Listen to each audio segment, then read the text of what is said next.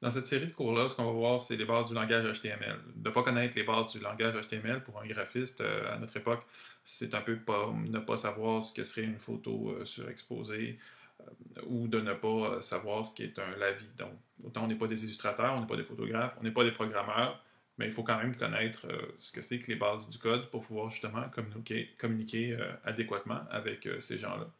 Donc, pour ça, je vais prendre un logiciel qui s'appelle Bracket, qu'on peut télécharger gratuitement à cet endroit, bracket.io. C'est un logiciel open source, donc il est gratuit, il est à source ouverte et il est très facile à utiliser, plus largement utilisé dans la communauté des codeurs.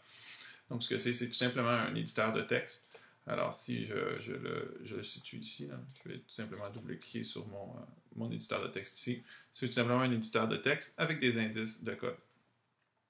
Avant d'entrer dans Bracket, je vais m'assurer que mon dossier source, donc mon dossier de travail sur lequel je vais travailler, soit bien fait, soit un endroit bon, que je puisse le localiser facilement. Il ressemble un petit peu à ça, avec mes images dans un dossier images. Puis si j'ai des médias, je vais les mettre dans un dossier médias. Mon texte ici dans un petit document texte. Lorsqu'on a des petites étoiles comme ça là, sur un texte, toujours pour signifier page 1, page 2, page 3. Bon, donc de retour à l'intérieur de Bracket, généralement, il commence puis il nous affiche un fichier un petit peu comme ça, qui est son fichier de démo. Ce qu'il faut faire pour lui dire qu'on ne veut pas travailler sur son fichier de démo, mais qu'on veut travailler sur nos fichiers à nous, sur premier pas, il faut aller ouvrir un dossier, juste ici sur premier pas.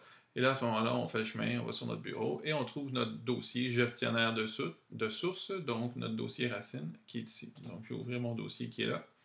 Et là, à gauche, je verrai tous les documents HTML si j'en avais d'autres.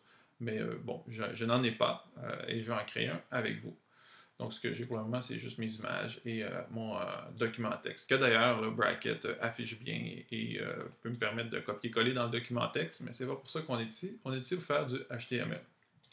Donc, on va faire un nouveau fichier ici, qui va être notre page d'accueil de notre petit site qu'on va faire ensemble.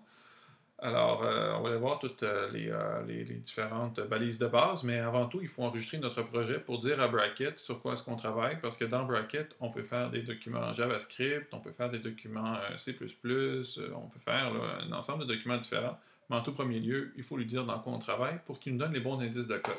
Donc, on va faire Fichier, Enregistrer sous, et là, on va l'appeler, comme toujours, index.html. Index.html, c'est le code pour dire c'est la première page de mon site et je vais l'enregistrer dans mon dossier gestionnaire de site, pas dans un dossier, donc vraiment à la racine du dossier pour qu'il puisse aller voir dans Images. Une fois que je suis ici, donc la première chose à faire, c'est de venir ouvrir mon bec de canard. Donc ça, le bec de canard, comme ceci, ce que ça dit à Bracket, c'est que je vais ici insérer une balise HTML. Lui, ce qui est le fun, c'est que dès que j'ouvre un bec de canard comme ça, une accolade, il me donne plein d'indices de code. Et donc, la première balise à venir insérer, c'est celle-ci, doctype, espace, HTML en minuscule. Doctype en majuscule, HTML en minuscule. Ce qu'elle veut dire, cette première balise-là, elle est très importante. Elle veut dire que ce document que je suis en train de faire est un document HTML, et qui plus est que c'est un document en HTML5. Un petit peu comme de dire je travaille dans Photoshop CC ou c'est un document Acrobat 5. Tout le navigateur va se comporter différemment lorsqu'il voit cette première balise-là. C'est tout, j'écris cette balise-là et ensuite je dois dire à Bracket que voilà, ben maintenant je commence mon document HTML. Donc ça commence un document HTML, ça commence toujours par HTML. Tu vois, comme par exemple ici, lorsqu'il finit de me donner l'indice, juste à double-cliquer dessus, les complète. Je ferme mon bec de canard et automatiquement, lorsque je ferme mon bec de canard ici, il me donne une deuxième balise ici. Là, je fais un peu d'espace entre les deux. Parce que ça, HTML et HTML fermant, les balises finissent toujours par une petite barre oblique comme ça. Ça veut dire fermeture de la balise. Et ce qui est entre ces deux balises-là, HTML et HTML, ça va être le contenu de ma page HTML en tant que tel. Alors, on va aller tout de suite aux composantes de base de la page HTML. La première chose que j'ai dans ma page, c'est un head. Okay? Donc, c'est un petit peu comme une analyse de corps ici. La première chose que j'ai, dans un corps, ben, c'est la tête. Hein. Alors ici, dans la tête, ici, là je fais des petites tabulations pour indenter mon code. Donc ce que ça va permettre de faire, c'est qu'on va permettre de voir premier niveau HTML, deuxième niveau, les balises principales, comme le head ici. Bon, dans le head, il y a plusieurs choses qu'on peut mettre qui vont principalement s'adresser au navigateur. On va en mettre juste une pour le moment. On va mettre une balise qui est très importante, la balise title ici. OK? Et tiens, on va venir fermer ça ici. Et entre les deux, je vais écrire le nom du titre de mon site. Donc si j'écris mon site, mon navigateur comprend qu'il s'agit de mon site. Okay, je vais écrire quelque chose d'un petit peu plus significatif, comme Bukowski. Bon, tiens, mon site parle de Bukowski, alors ça va bien. J'écris title Bukowski.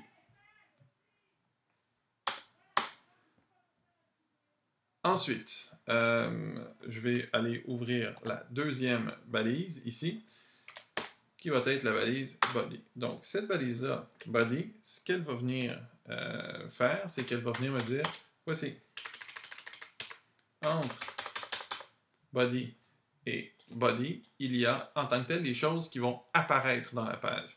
Donc, si on veut, ce qui est dans le head, il y a beaucoup plus de choses que ce qui va dans le head. Là. On va venir en rajouter des choses un petit peu plus tard.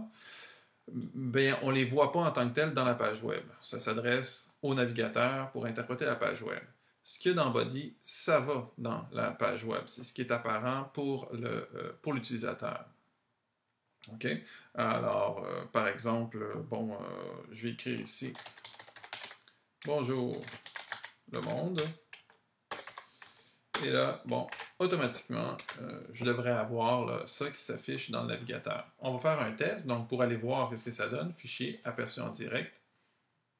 Et là, voici, j'ai ma page qui s'ouvre dans le navigateur. Et donc, j'ai ma première page web qui est terminée avec les balises de base.